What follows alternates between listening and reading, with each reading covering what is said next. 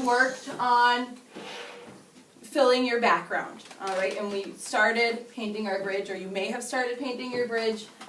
Mr. Solander's class, not so much yet, sorry. So, but we filled our background with green, white, and yellow, and maybe a little bit of black. Today we're going to be using all of the colors, but if you do not have your background filled, and you can still see that light green wash, you're going to need to fill that up. So, all of you, if there's still spots that are missing, you want to fill that up first because our background is behind our bridge. All right, so the bridge is in front of it, so we don't want to end up painting the background and then doing the bridge and having to do more background because then it would look like it was on top and not as realistic. So, brushes, if you have more background to do, the bigger brush does a better job. All right, bigger brush, bigger area, fill it faster. When you get to the bridge, smaller brushes and detail today. With all of the other colors, smaller brushes are going to work best. So, if you did not paint your bridge yet, remember it is thicker along the bottom. You can reference the Monet paintings on the other walls. I'm going to use some green here and finish my bridge. You may not have had time to do your bridge.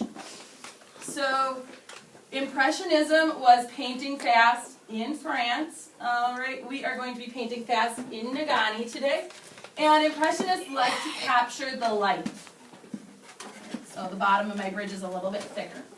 Now, today when you go to do your painting, we're going to try to keep our paint tray looking nice and clean. I know that's going to be tricky. Remember, these bridge posts are vertical. They are parallel with each other and the edge of the paper. All right, when you wash your brush, remember, swish, swish, swish, wipe, wipe, wipe. Do not tap.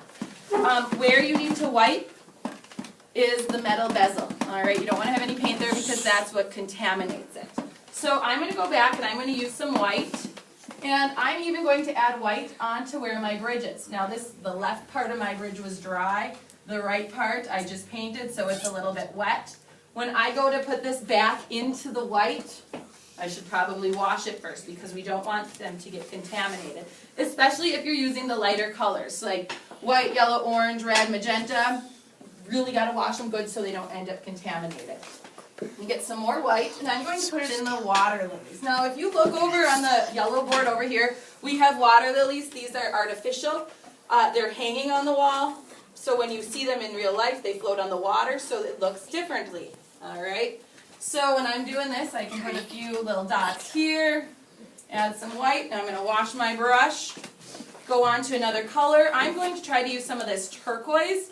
Now, when you look at Monet's bridge, it's dominantly green. In real life, it was green. All right, it still is green in his garden in Giverny. I can go right back to that. I'm trying to get some blending.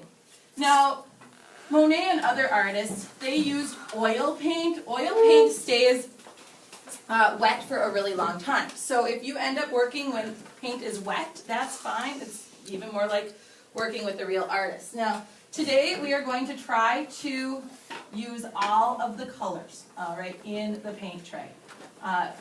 You can add some in other spots. When you look at Monet's, there's pink, there's blue, there's purple on his bridge.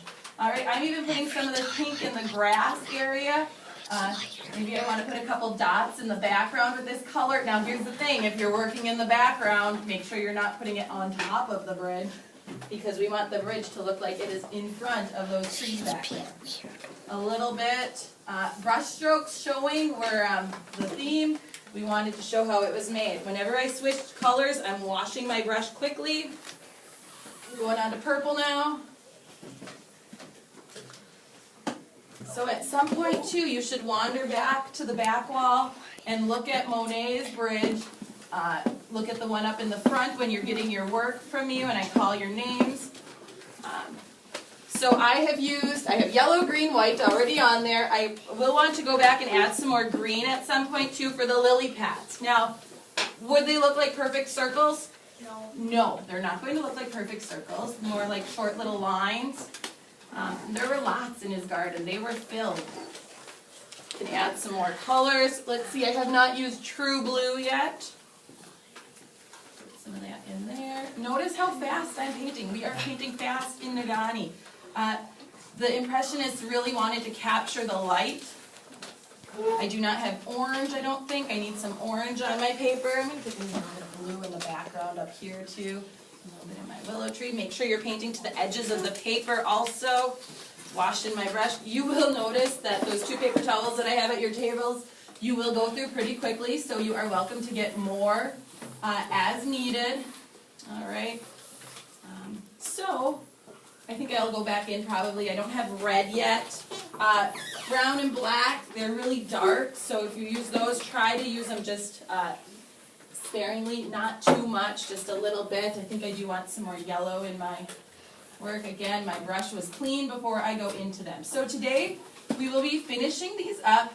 Try to add color. I feel like the more we add, the better they get. Hold on, I'm going to show you a couple more of these that I have here.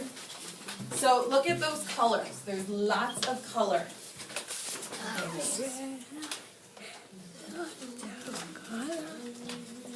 But I didn't paint over. There's no large sections of one solid color. We want to see those brush strokes. So we're going to be painting fast in Nagani today. We will finish these up. When you're done, they'll go on the drying rack. All right, we can get to work. You can stop.